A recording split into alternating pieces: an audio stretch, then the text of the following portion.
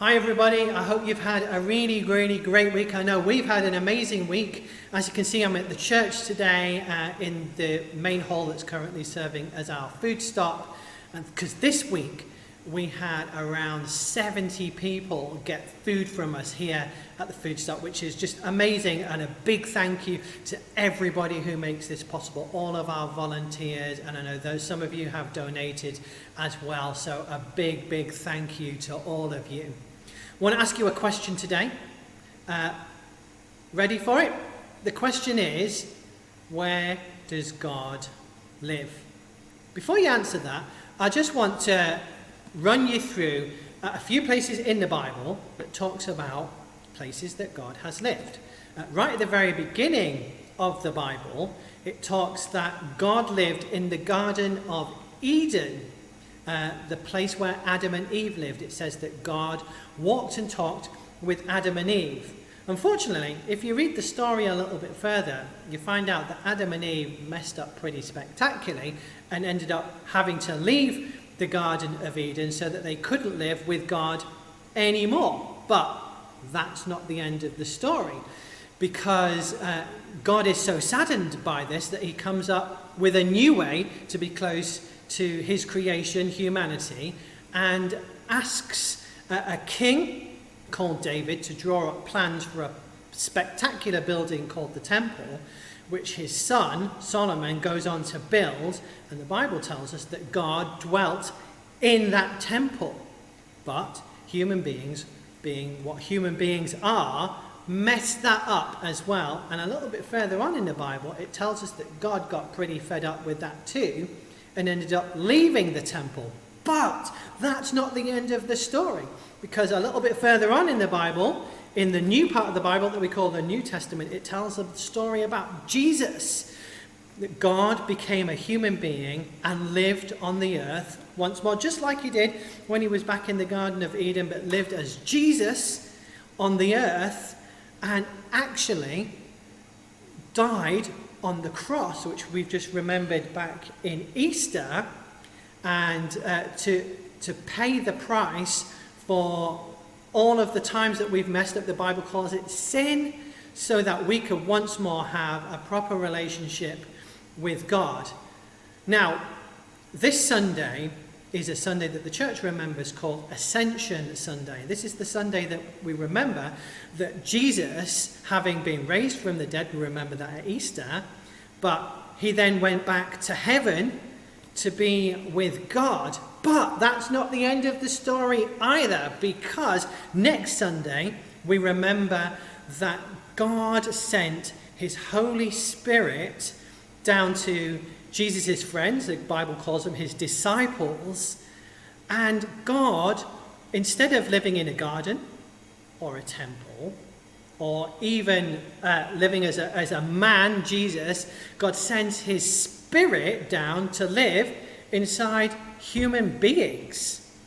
And that's where God continues to choose to dwell, inside us as followers of Jesus. The Bible tells us that if we decide to follow him and commit our lives to living the way that he wants us to live, the Bible tells us that God chooses to live inside of us, which is a pretty spectacular thing. But that's not the end of the story either, because the Bible then goes on to tell us that one day God is going to return to the earth physically and is going to completely make everything right. He's going to make the earth the way that God always intended it to be.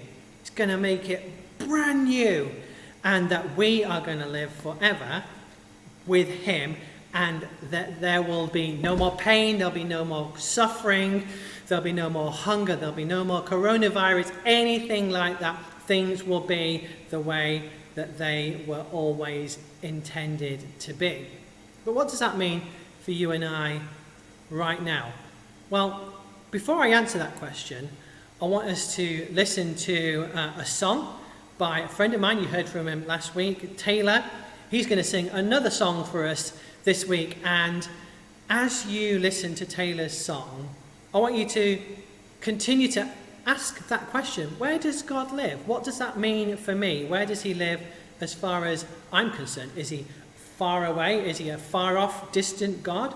Or is he close to me? Or does he in fact live within me right now? And then we'll come back and we'll carry on the discussion. You are here, moving in our midst. I worship you. I worship you. You are here, working in this place. I worship you. I worship you. You are here, moving in our midst. I worship you. I worship you. You are here, working in this place. I worship you. I worship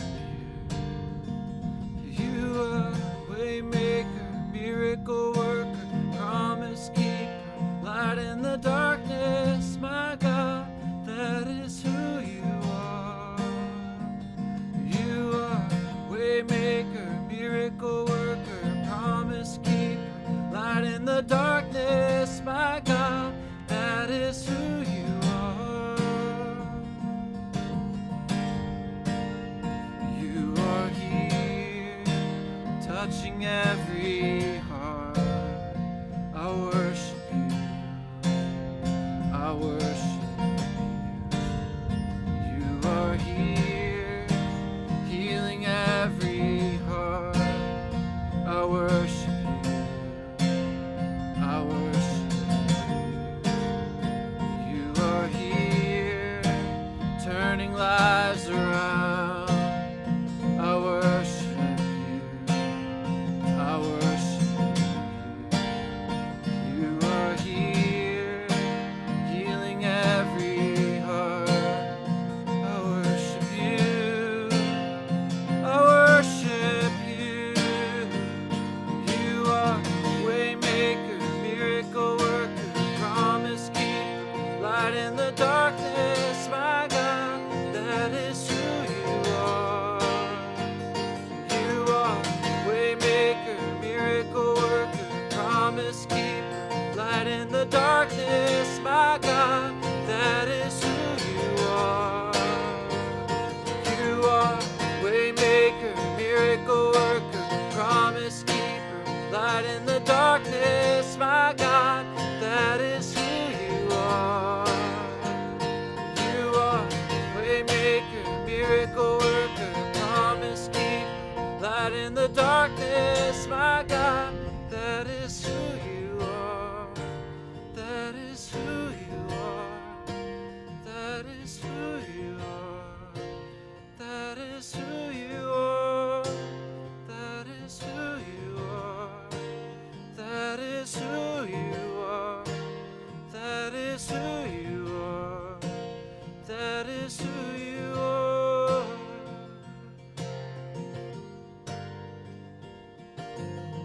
Even when I don't see it, you're working. Even when I don't feel it, you're working. You never stop working. Never stop, you never stop working. Even when I don't see it, you're working. Even when I don't feel it, you're working. You never stop working. Never stop working. Even when I don't see it, you're working. Even when I don't feel it, you're working. You never stop working. Never stop working. Even when I don't see it, you're working. Even when I don't feel it, you're working. You never stop working. Never stop working. Waymaker, miracle worker, promise keeper, light in the darkness, my God, that is who you are. Waymaker, miracle worker, promise keeper, light in the darkness, my God, that is who you are. That is who you are. That is who you are. That is who you are. That is who you are.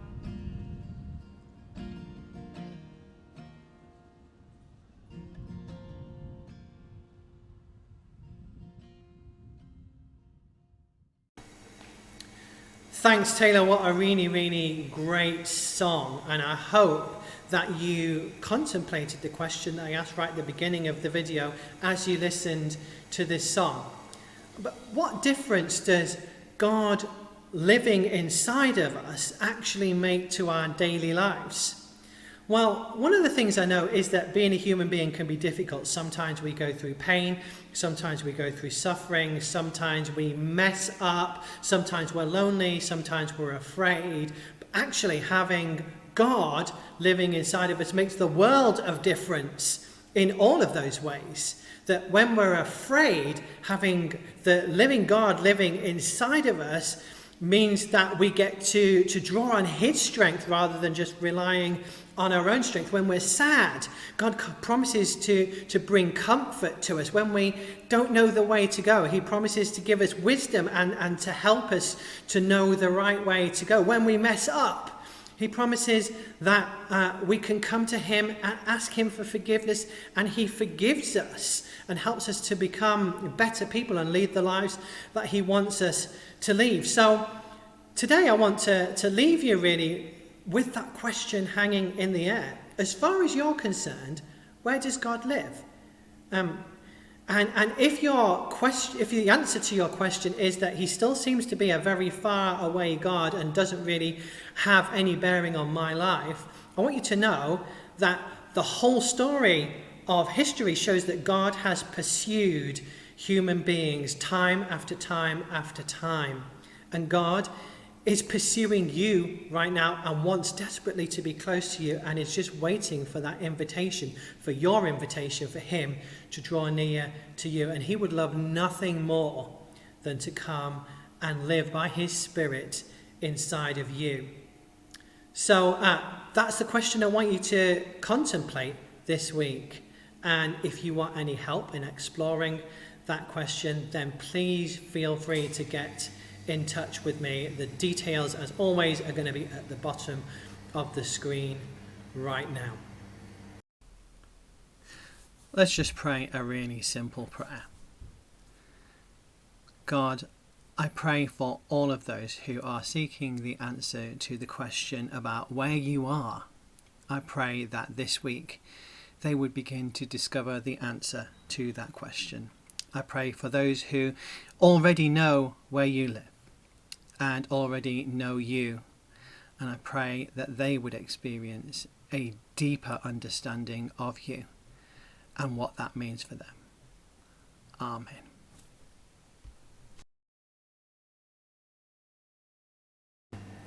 Well, guys, that is all we have time for this week. Please, whatever you do, have an amazing week. Please continue to stay safe, and we will see you very soon. Bye.